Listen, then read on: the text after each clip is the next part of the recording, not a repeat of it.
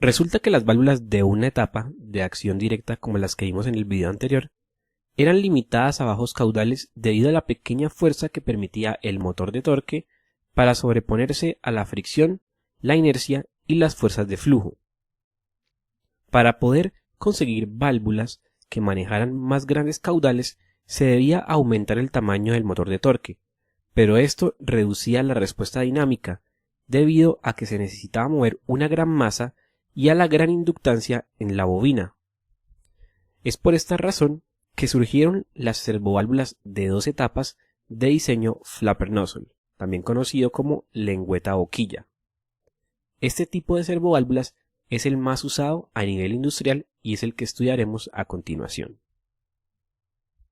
Las servoválvulas flapper nozzle o lengüeta boquilla de 2 etapas se componen de los siguientes elementos: un cuerpo, un motor de torque, un conjunto lengüeta boquilla, un conjunto spool camisa, un filtro interno y puertos.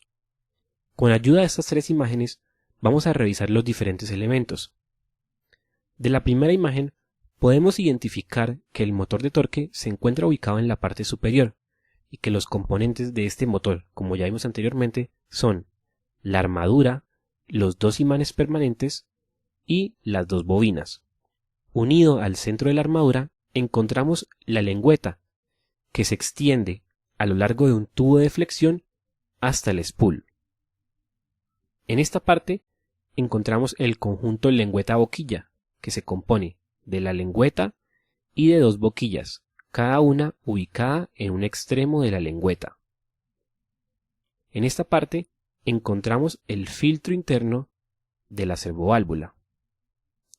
Dentro del cuerpo encontramos el conjunto spool camisa y acá en la parte inferior tenemos los diferentes puertos: puerto P de presión, puerto de retorno a tanque y los puertos A y B para conexión al actuador.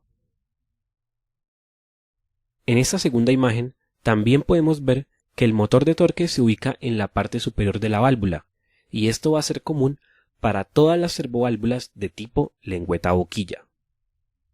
El motor, como vimos anteriormente, se compone de la armadura, 2 imanes permanentes y 2 bobinas. Unido al centro de la armadura tenemos la lengüeta, la cual se extiende a través de un tubo de flexión hasta el spool. En cada extremo de la lengüeta tenemos 2 boquillas. A estas boquillas se les suministra fluido presurizado por medio de unos orificios y un filtro tubular. Este sería el filtro interno de la servoválvula. Acá, dentro del cuerpo, podemos ver lo que es el conjunto spool camisa y los diferentes puertos. Finalmente, en esta tercera imagen podemos ver algunos de los componentes de este tipo de servoválvulas. Con el número 1 podemos ver el spool. Con el número 2, una de las boquillas, a las cuales se le suministra fluido presurizado por medio del orificio fijo 3 y del filtro tubular 4. Algunas servoválvulas, por seguridad, utilizan un filtro adicional, que sería un filtro en forma de anillo como el que vemos con el número 5. Algo interesante de esta fotografía es que nos permite comparar el tamaño de los diferentes elementos con el tamaño de una moneda, y podemos apreciar que los componentes son bastante pequeños. En las servoválvulas de lengüeta boquilla de 2 etapas tenemos una primera etapa eléctrica, dada por el motor de torque, y una segunda etapa hidráulica, dada por el spool. En ellas, la señal eléctrica de entrada al motor de torque es del orden de 0.1 vatios, amplificada en la primera etapa al orden de 10 vatios de potencia hidráulica y convertida en el spool al orden de 10 kilovatios.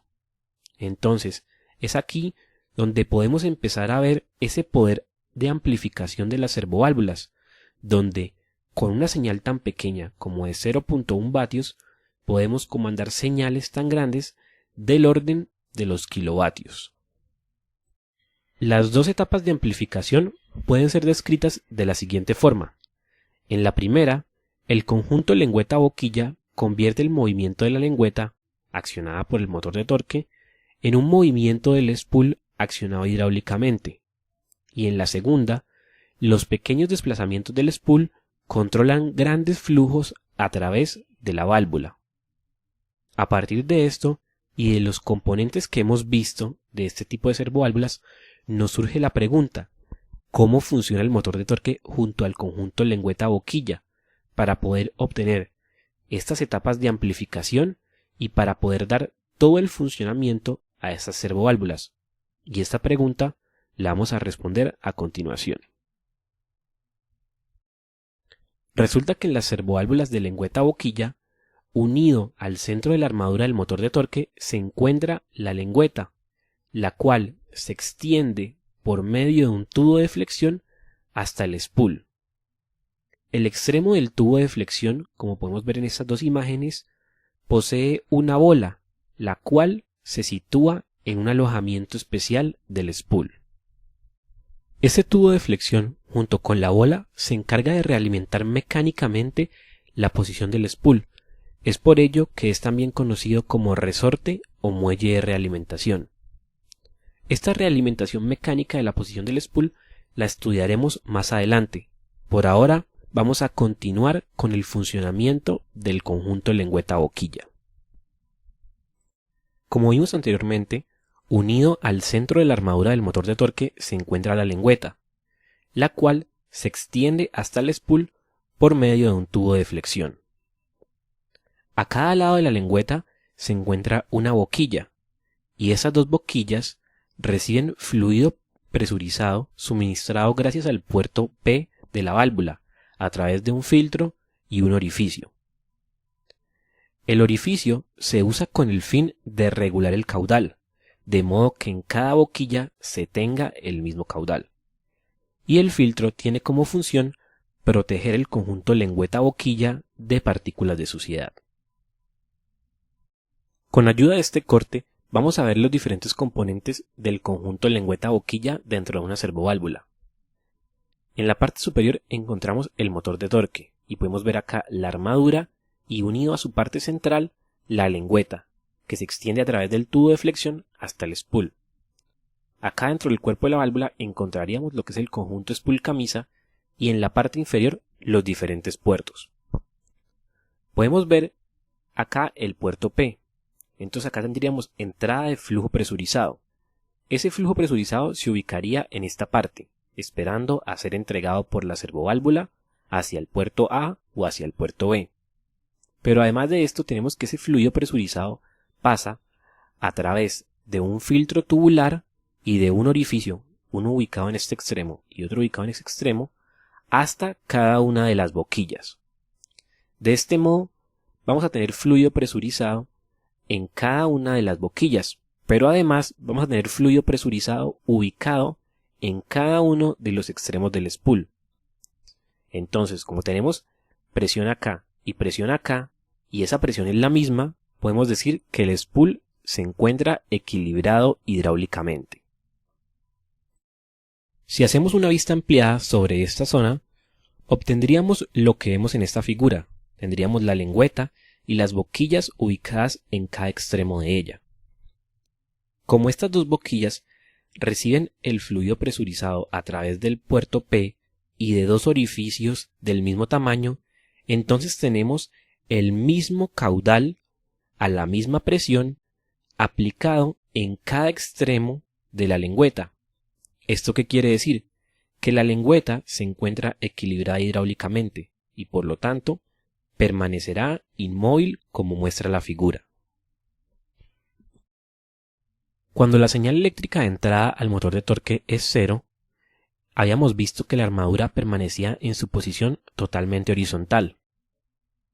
Como la lengüeta se encuentra unida al centro de la armadura, entonces cuando la señal de entrada es 0, la lengüeta queda en posición totalmente vertical y tendríamos el mismo caudal a la misma presión aplicados en cada extremo de la lengüeta. Si tenemos la misma presión y el mismo caudal aplicados en cada extremo de la lengüeta, lo que sucede es que también tenemos la misma presión aplicada en cada uno de los extremos del spool. Y si tenemos la misma presión en cada uno de los extremos del spool, podemos decir que el spool se encuentra equilibrado hidráulicamente, por lo tanto, él no se va a mover y permanecería en la posición que vemos en la figura, lo que correspondería a la posición central de la servoválvula. Ahora, ¿qué sucede cuando se aplica una señal eléctrica de entrada al motor de torque? Como habíamos visto anteriormente, al circular corriente por una de las bobinas, lo que sucede es que el brazo de la armadura en el que se encuentra esa bobina se va a magnetizar y va a ser atraído por uno de los imanes permanentes. Esa atracción va a generar un torque o momento en la armadura. Y como la lengüeta se encuentra unida al centro de la armadura, ella también va a sufrir de ese torque o momento. Como consecuencia de ese movimiento de la lengüeta se va a crear una mayor restricción en una de las boquillas. En el caso de esta imagen, donde se produjo un momento antihorario, se creará una mayor restricción en la boquilla derecha, mientras que la boquilla izquierda será más fácilmente comunicada a tanque. ¿De esto qué podemos concluir? Pues que todo este conducto se va a empezar a presurizar, mientras que este se va a despresurizar. En ese caso, tendríamos una mayor presión ubicada en el extremo derecho del spool con respecto a la presión que está aplicada en el extremo izquierdo. Luego, nuestro spool estaría desequilibrado hidráulicamente, y producto de ese desequilibrio hidráulico se generaría un movimiento del spool hacia la izquierda. Como el extremo del tubo de flexión se encuentra alojado en el spool, ese movimiento del spool hacia la izquierda va a generar un momento en el tubo de flexión. Cuando el momento del tubo de flexión dado por el movimiento del spool se iguala con el momento del motor de torque, entonces la armadura vuelve a su posición central, que es totalmente vertical, como vemos acá en esta figura. Y en ese caso tendríamos nuevamente la misma presión aplicada en cada una de las caras de la lengüeta y por lo tanto la misma presión aplicada en cada uno de los extremos del spool, y de esta forma el spool se detendría, como vemos acá en la figura. Ese torque inducido en el tubo de flexión por el movimiento del spool se conoce como torque de realimentación, y como se mencionó anteriormente, cuando el torque de realimentación se iguala con el torque debido a las fuerzas magnéticas del motor, la armadura vuelve a su posición central. Las presiones en ambas boquillas se igualan, las presiones en cada extremo del spool son iguales y por lo tanto el spool se detiene. Es importante tener en cuenta que el posicionamiento del spool es siempre proporcional a la señal de corriente aplicada, ya que cuanto mayor sea la corriente, mayor será el momento. Cuanto mayor sea el momento, mayor será la restricción creada en una de las boquillas, y cuanto mayor sea esa restricción, mayor será el desequilibrio hidráulico sobre el spool, por lo tanto, él se moverá una mayor distancia. El tubo de flexión funciona como un resorte descentrado para el motor de torque, y él se encarga de realimentar y controlar mecánicamente la posición del spool.